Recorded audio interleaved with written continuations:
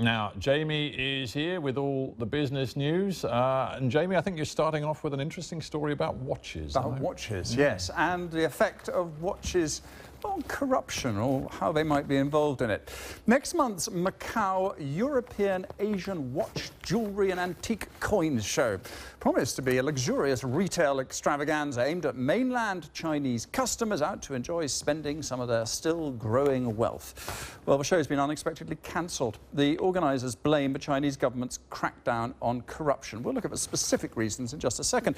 But also luxury businesses, which for the last 15 years have seen China as an unstoppable market, are having to rethink their strategies. One example, Sotheby's saw a more than 20% year-on-year drop sales at an auction in Hong Kong that featured about 1,300 fewer lots than last year.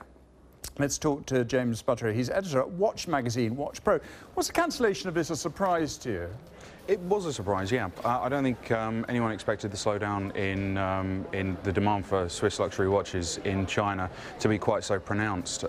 If you look at the demand from Swiss watches from the Chinese market over the last 15 years, the overall worldwide demand has doubled, while demand in China is up 3,000%. That only started to slow down in 2013, but it's gone from being a blip on the radar to being the third largest world market for Swiss watches. It seems as though the Communist Party is not allowing their party officials to go to casinos. So actually it's a blow for Macau as well. Rather than necessarily the actual demand drying it up, it is actually there is just being a barrier put across these customers coming to these kind of events. Even before we saw the results of the Chinese government, anti-graft measures, we'd seen a slight change in trend for demand, with less conspicuous wealth. Customers looking at products not bearing logos, not being quite so flashy or ostentatious. So it's something that we've noticed over the last couple of years.